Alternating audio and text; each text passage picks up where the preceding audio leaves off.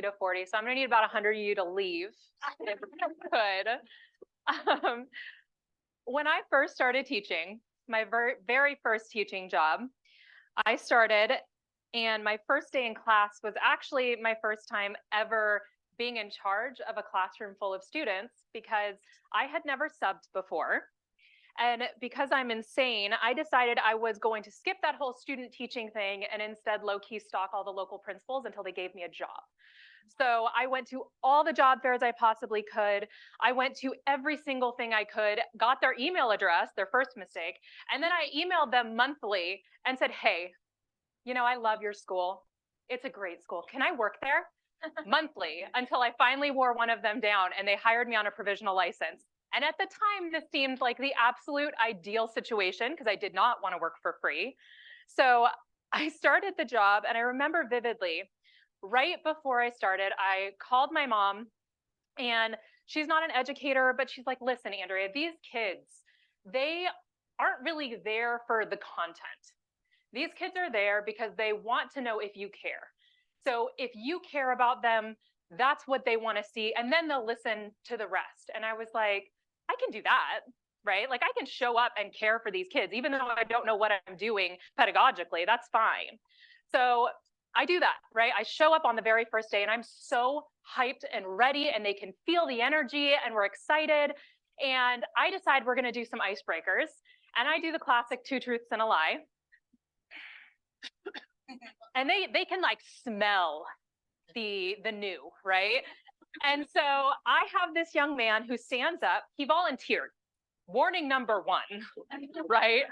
So he volunteers, he stands up, and he's a young African-American young man, and he stands up and he says, I play football, I play chess, and I applied to join the KKK.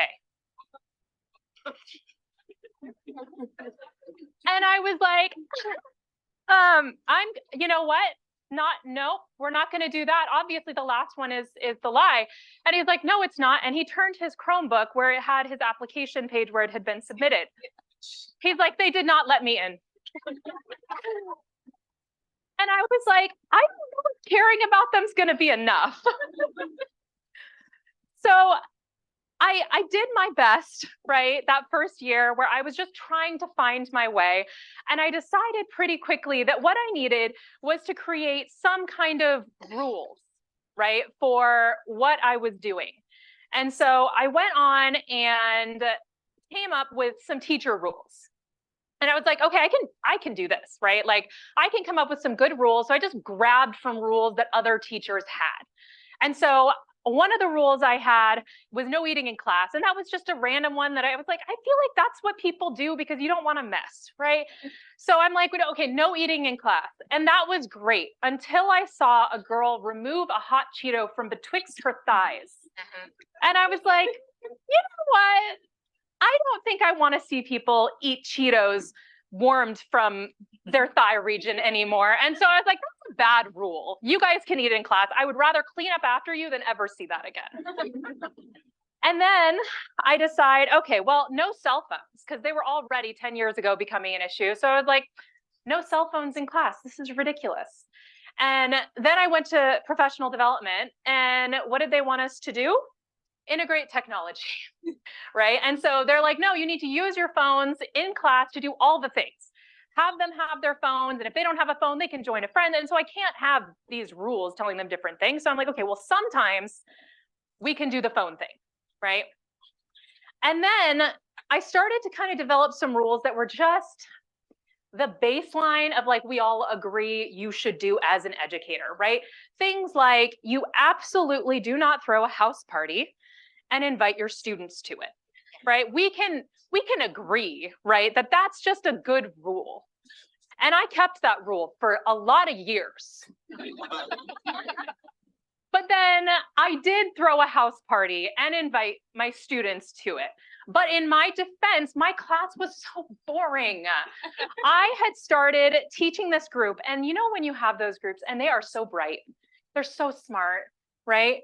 And they're so boring. They're so boring because I tell them to do something and then they just like do it, And I'm like, okay, what do you guys, what's up? And they're just like, we're just doing our work. And I'm like, all right, well, that's no fun. So I'm teaching at this school, and it's a smaller school, and I decide, okay, we got to do something because I'm bored to tears with this unit, and I'm teaching The Great Gatsby, which is the best, right? And I'm like, why aren't you guys getting into this? This is fun.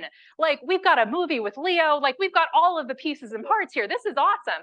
So I go to my admin and I'm like, hey, I really, really want to throw a Gatsby party at my house. And he looked at me like I was insane. And I was like, no, no, no, it's going to be great. So I begged and begged. And finally, they gave me the green light. No English teachers. Okay, got it. They gave me the green light to throw the party. And I didn't throw it at my house. I threw it at my parents because they have better insurance. And so I was so excited about this party. And it was incredible. The kids showed up. Look how pregnant I was. Aw. I showed up dressed in like the sequins. The kids came dressed up. They were so excited. They were into it. They had like a poker table. There was like a drink bar that I'm 99% was only just Shirley Temple's. It was so much fun. And it was one of those moments that as a teacher, it brought me so much joy to see them get involved in something, get engaged in something that could have just been a worksheet, right? And we did it right after, so they would get all of the little illusions. I did put like a little green light on the other side of the pool in the distance. And then I did something else. And for this description, if you're secondary, I cannot make eye contact with you. So if you're elementary, you can continue to look at me. The rest of you look away. I bought an inflatable man doll and blew it up and put shorts on him, and I yeeted him into the pool. So even Gatsby came to the party, and it was awesome. The kids were so into it, and they're like, who's in the pool? And I'm like, go look. And they're like, it's... And then they would have a moment, and they're like, oh no, right? Some guys need to go reread Gatsby. It was incredible. And you know, when you break one of those big rules like that, you're waiting for everything to just fall apart, something horrible to happen, like plagues and wars happen after that. And you're like, but it was great.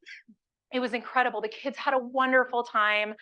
It was awesome. And I'm like, dodged a bullet. That was awesome. And then a week later was March 13th, 2020. Yeah, I'm not saying I caused it, but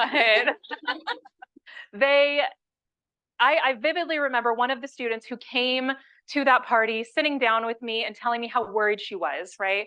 And those of you who were in the classroom pre-pandemic, you remember those conversations where the kids were just starting to get nervous, right? And we're like, at first, we're like, they said this about the swine flu. Like, it's gonna be fine. I have like this picture perfect memory of me sitting with this girl and being like, nah, girl, you're good. Like, we'll be back next week. In California, we were closed for over a year. So, and because I went from that very small school to a very large school, for some of those students, the only time I saw them after March 13th, 2020 was over Zoom. And then that was it because I switched schools.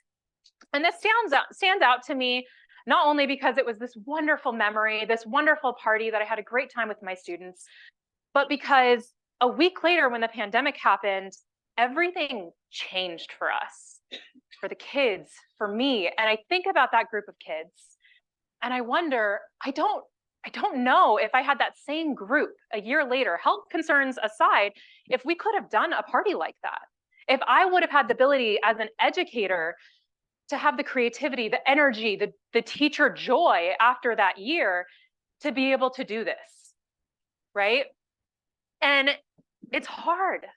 It's so, so hard to think about what we lost in that transition. And over the past few years, I worked on getting my PhD in curriculum and instruction, and my dissertation focused on the way that stress impacts first-year teachers' relationships with their students. And the group that I worked with were all first-year teachers last year. That means that they cut their teeth in the pandemic. Like, they've only known post-COVID teaching. And I think back about the way that I started teaching and the classes I was taking as I was initially getting my licensure and all of that. And this quote was given to me very early on in my career. And I'm sure most of you have seen it, right? A good teacher is like a candle. It consumes itself to light the way for others.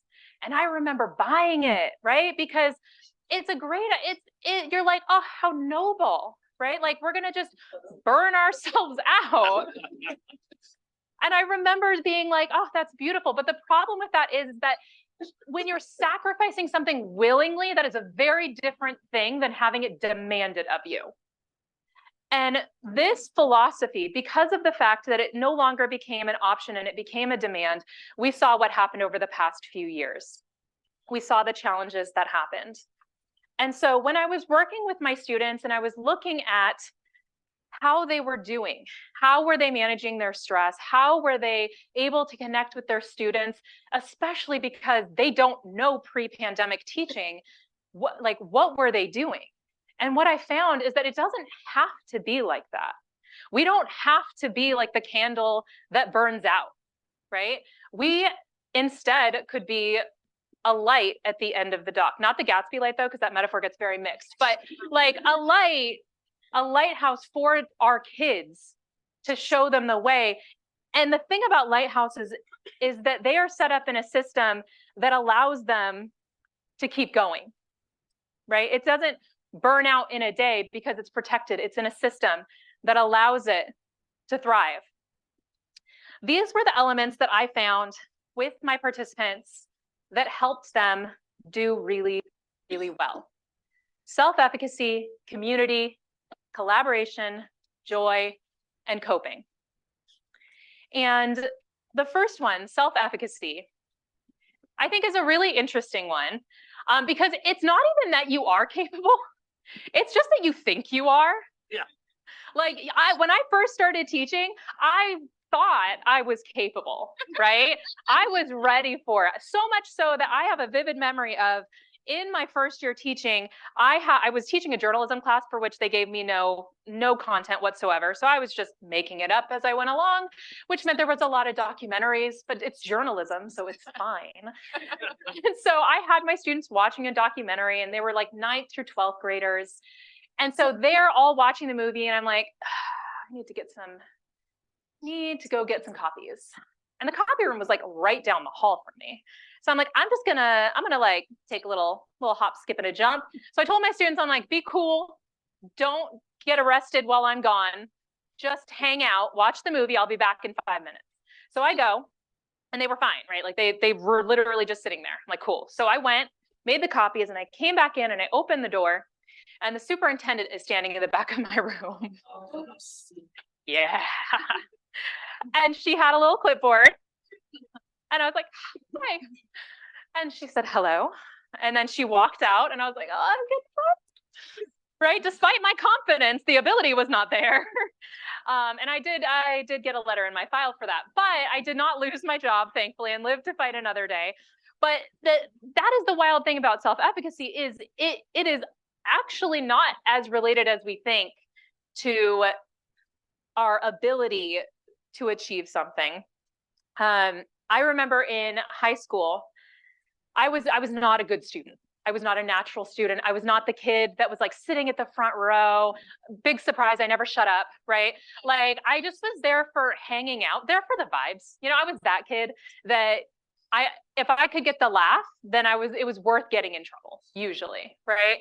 And my GPA was not good. I remember, I think I graduated with a 2.7. So I was a sub 3.0 student.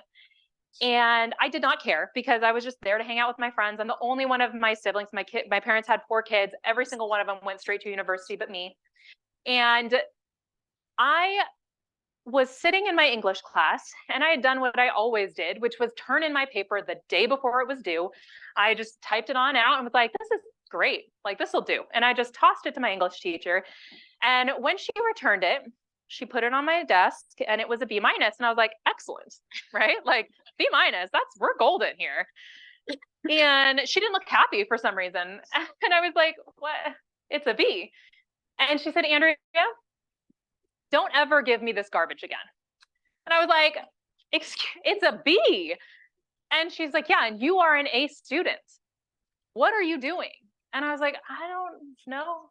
And she said, you are capable of so much more than this.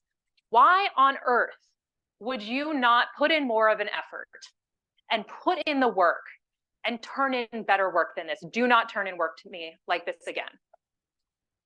And I remember being truly shocked, truly thinking, oh my gosh, like that can't be, because my narrative that I had accepted in my brain is that if I tried, it would hurt more than if I didn't, because I was okay with failing if I know I didn't try, but it hurts so much more to try and fail.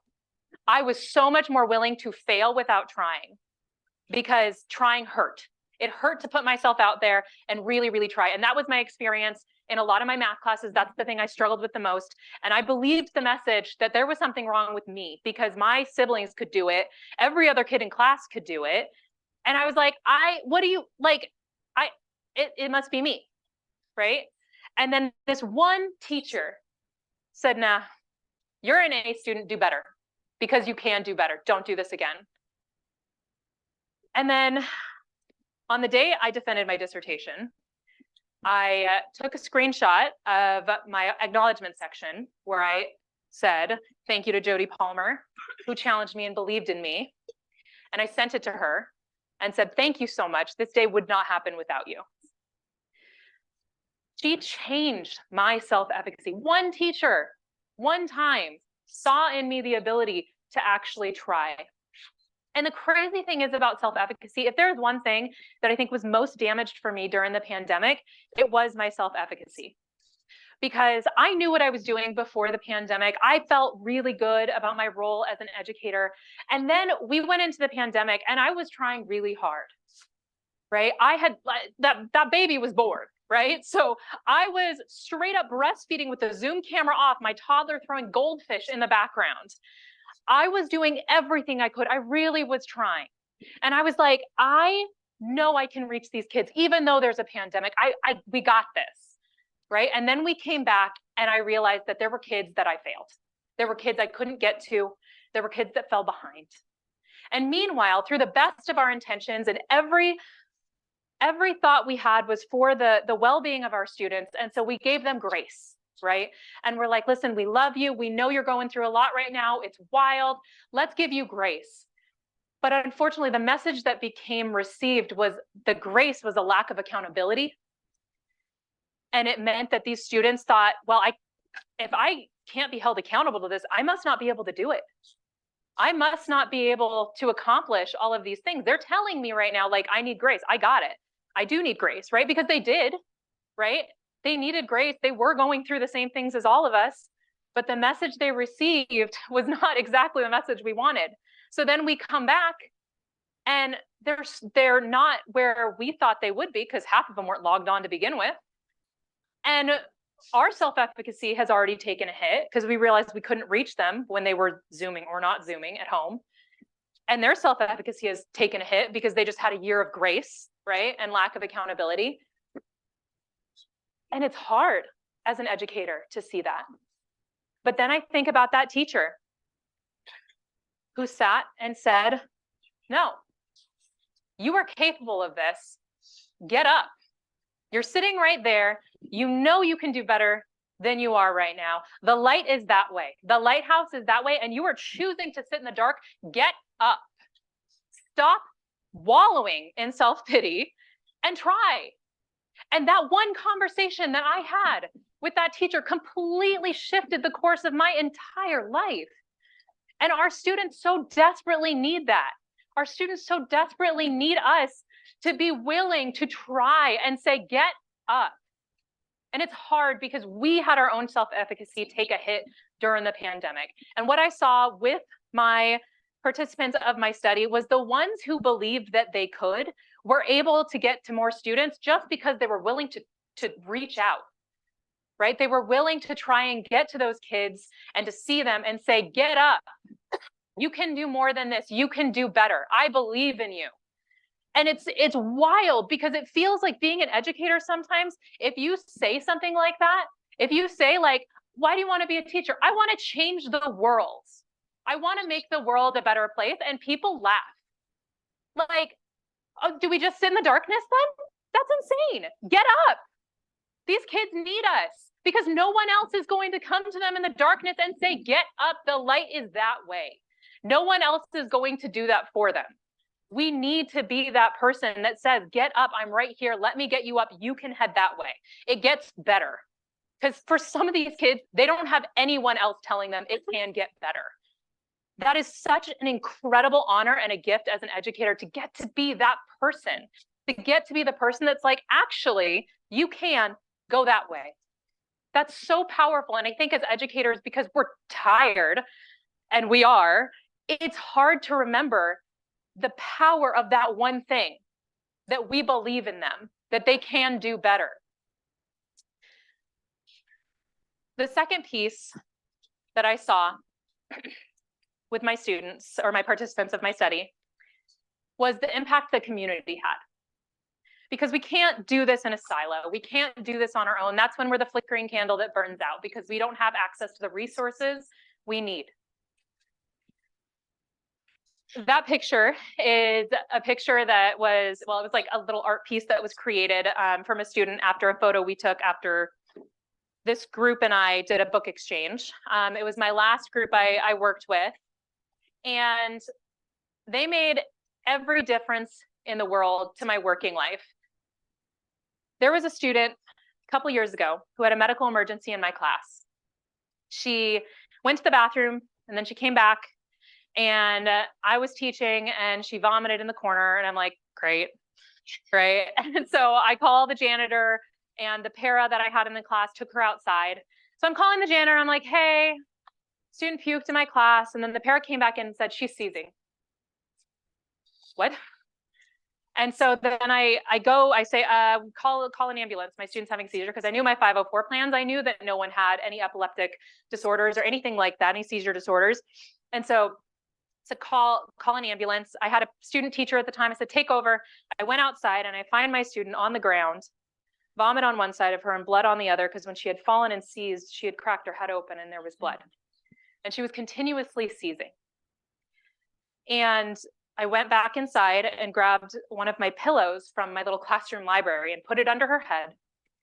And then I sat there as she seized, talking to her, trying to keep her calm, right? Trying to just kind of like rub her hand, be like, it's going to be okay. Help's on the way. It's going to be okay. As blood is like literally pooling. And I'm trying to make eye contact and her eyes are just rolling. And it was the worst moment in my professional career, as I sat there just so helpless. There was nothing I could do for her in that moment other than what I was doing. And eventually the ambulance came, they packed her up, they took her, the janitors came and cleaned the blood out from the floor outside my classroom. And I took the pillow that had blood on it and I tucked it down underneath some papers in the trash can. And then the bell rang for me to start the next class. And I was a mess. And I told my student teacher, I'm like, you gotta take it. She had been inside the whole time. She wasn't exposed to me. I was like, you need to do this. I need you to do the class. I went next door where one of my friends were, and I just cried for 2 hours. The people that reached out to me, the people that cared, that thought about my humanity in that moment, were those women. It was those people who thought, this horrible thing happened to this kid. Oh my gosh, how is Andrea doing? I can't imagine. Admin was dealing with parents. Admin was dealing with an emergency personnel and all of that. I didn't hear from admin until the next week. And that's not a judgment on them, because I know they were doing the best they can. They were a great team. But the people who were most concerned about making sure that I was going to be okay were my team. That's why we need them, because no one is going to get it like the people who are in the trenches with you. No one's going to understand how incredibly challenging it is to get up day after day after that one freaking kid is never sick, right? And when all these kind of insane things happen, no one's going to get it or see your struggle quite like somebody else who's doing it with And that's what those people did for me. And that's what the people who did really, really well of my participants of my research study, they had that, or they had some variation of it, because it didn't need to be a group. I was so fortunate. I had all of those people. One person is really what it needed to be. Most of the people I worked with had one person, and for some it was their spouse, for some it was their mom. A lot of them had parents that were teachers who got it, right? But it's one person. So, and I know that can be hard if you're like, man, I don't really have a team like that at my school, but it makes such a massive difference if just one person you can find at your school to have lunch with once a week. Because that's all we did. We ate lunch once a week. That's the only time we really had. Our students were in our classroom all the time otherwise, but we kicked them out once a week. We ate lunch together. And I had the support that said, I can come back tomorrow, right? Like, I can do this.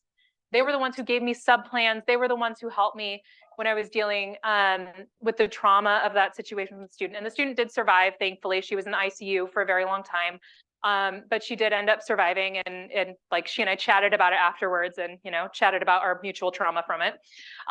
But she's doing really well now. But the reason I could come back that next week wasn't because of my admin, and it really wasn't because of my students. It's because of my team. It was because we can't do this alone. We desperately need the people around us to support us. The next piece is kind of built on the community piece. And this was the first school that I ever had this. The very small school I worked at, it was a small private school, which has really great benefits of having very small class sizes. Like, literally my AP Lang class had 7 kids in it one year. Yeah, we got 100% pass rate. So. But when you got 7 kids, like, you better, right? But because it was such a small school, I was teaching 5 preps. So I taught English 9, English 10, English 11, English 11 honors, and AP Lang. That meant every single day I needed 5 separate lesson plans. The first year I worked there, I had to reread 16 novels. It was brutal. I had no team at all. And it was the colleagues that I worked with were great, but nobody taught the same thing. So you just had to kind of do it. And then I switched to this school with those women I showed you in the picture. And before school started, we had a planning meeting over summer to figure out what are our goals for the year. What are the essential questions we have that we want to answer? And let's pace it out, which, by the way, the district paid for. If there's any district people here.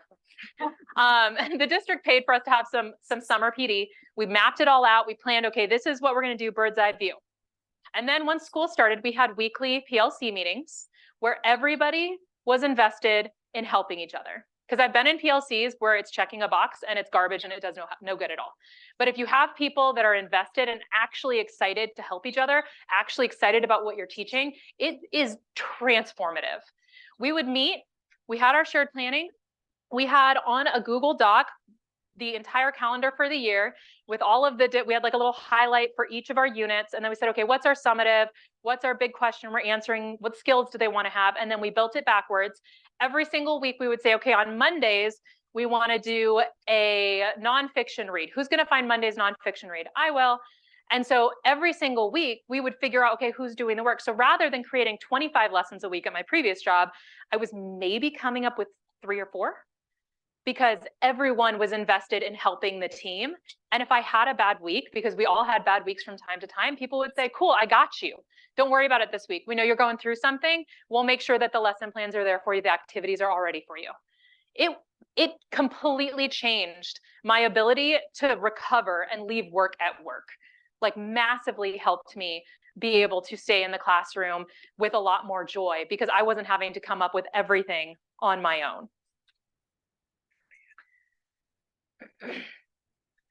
The next thing is joy.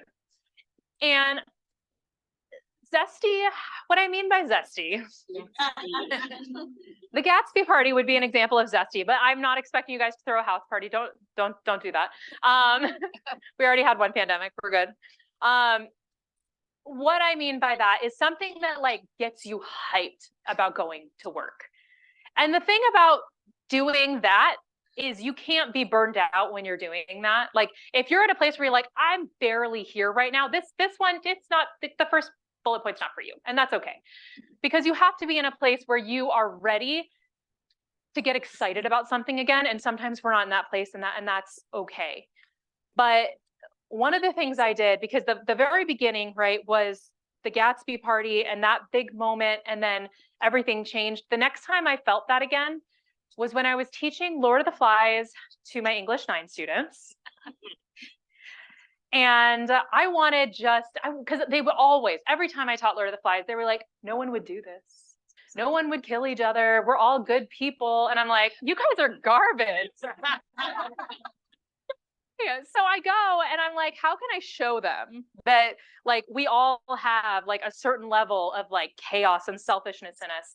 So I created this activity where I would decorate the classroom, and I do not usually do this like ever, but I really wanted them to buy in. So I was hanging green balloons. We had green streamers. I turned the lights off. I had Welcome to the Jungle playing super loud, all the chairs pushed back.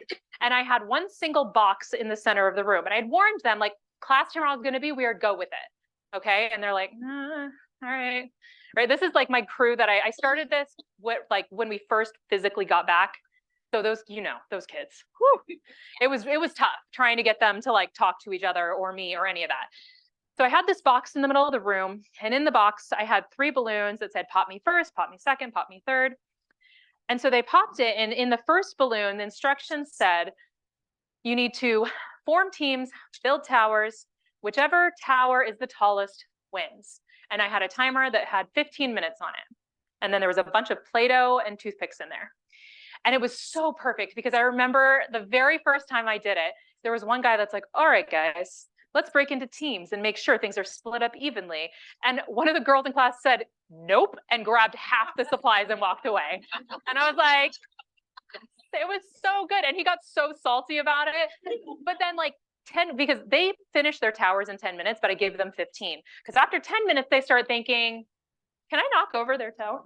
Like, can I go over there and just like give it a little push? And the guy who was mad about the teams not being fair, he was one of the guys that's like, can I go knock over her tower? And I refused to speak to them during this entire class period, by the way. And I was just like, I don't know. And so he goes over and he like does the Spartan, like, right? Like kicks it down, it falls. The girls are so mad and they're like, you're not going to do anything? And I was like, sorry. Right. And so the towers are gone, right? By the end of it, it's just piles of toothpicks and Play-Doh smashed into my carpet. Like it was absolute chaos. And then like after the time ends, they have to vote on the tallest tower. It doesn't actually have to be the tallest tower because it's a voting system. So it could be like the smallest tower, but if they can get everybody to vote, great.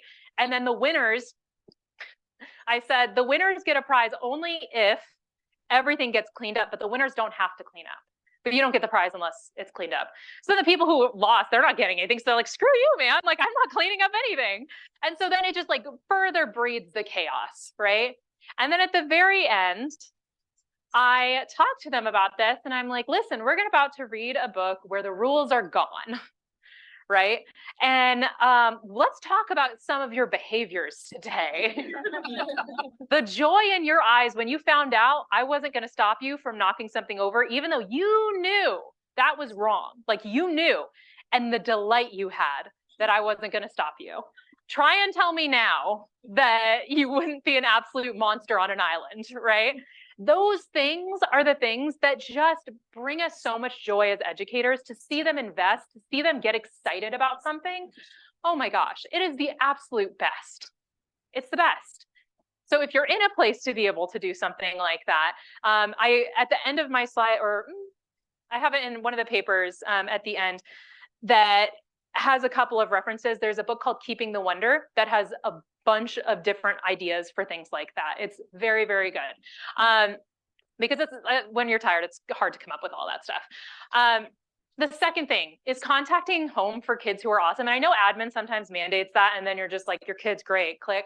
But if you have a kid, especially a kid who's a kid who struggles, right, and they have a good day, and you can call home to that parent who always gets the bad call, and you can say, hey, he did great today. They're like, you know who this is, right? Like it makes them so happy. It makes you so happy. And the kid comes in so much better behaved, right? I also do that, by the way. If I have a kid who comes in early on in the semester and I'm like, you're going to be a problem, I find something good to call home about early on.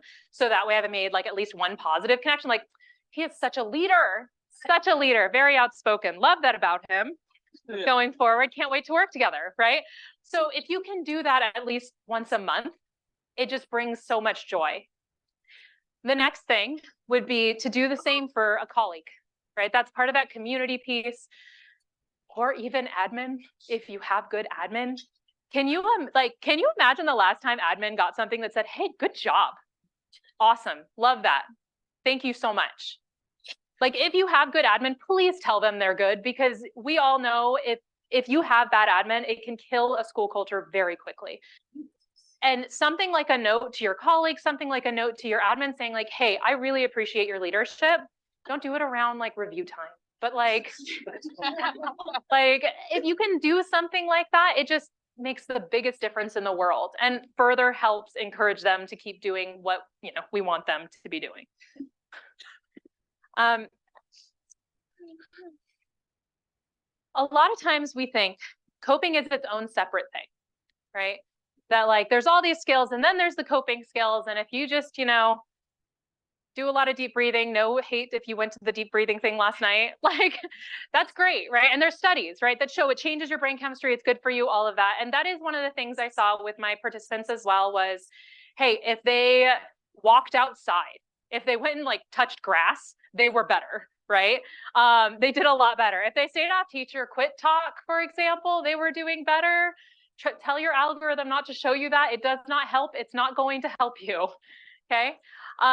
If they went outside, if they talked to a friend, all of that helped. But the reality is that coping comes as a result of all those other things, right? We are going to be more resilient educators if we have self-efficacy and if we can help instill it in our students.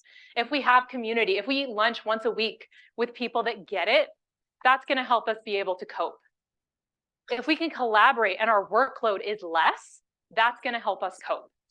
If we can have the joy of getting to see like the light in our students' eyes again, that's going to help us cope. As an educator, we often find that the harder we work, kind of the less that people really see it, right? We are putting in all of the effort, all of the work to help see our students succeed. And it can very quickly burn us out. But when we are placed in a situation where we're in a lighthouse situation, where we have a team, where we have people that care, we then can be the people that can have the power to say, get up, right? Because that burned out teacher, that candle teacher from the beginning, they can't do that because they're surviving, right? They're just trying to make it through the day. They don't have the ability to look at that kid and say, hey, get up, because they can't get up themselves, which is why we need the team. That's why we need the community. That's why we need all of those other pieces, because without that, this part is not, it's not possible for us. Teaching is, by its very act, is defiantly hopeful. It is a rebellious act of hope for our students. Because if we didn't have that hope that we could make the world a better place, if we didn't have that self-efficacy to say, hey, you can get up, the world can be a better place.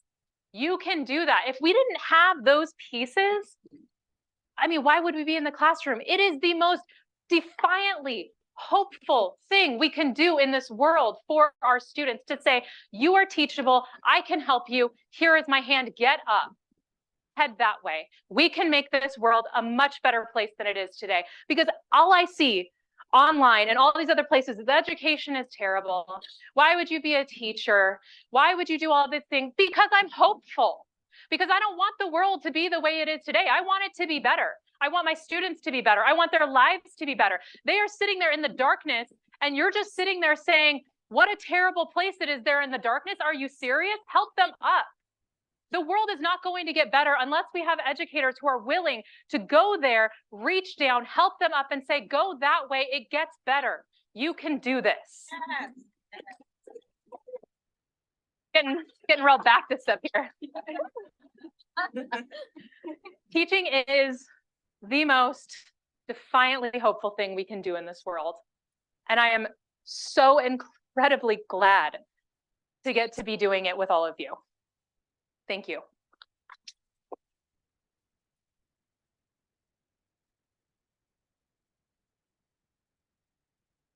They wanted me to also take questions if you guys have questions. Yes. Yeah. I have a comment and a question really quick. Okay. The comment is thank you for not having a line of demarcation between like how we teach students who look like us and then students of color. Thank you for not having a separation point there, because there is no separation point. There's the light, get up and get it. It doesn't matter. So thank you for that. And then what would you say to teachers who maybe not intentionally do have that line? Yeah. Can you repeat the question?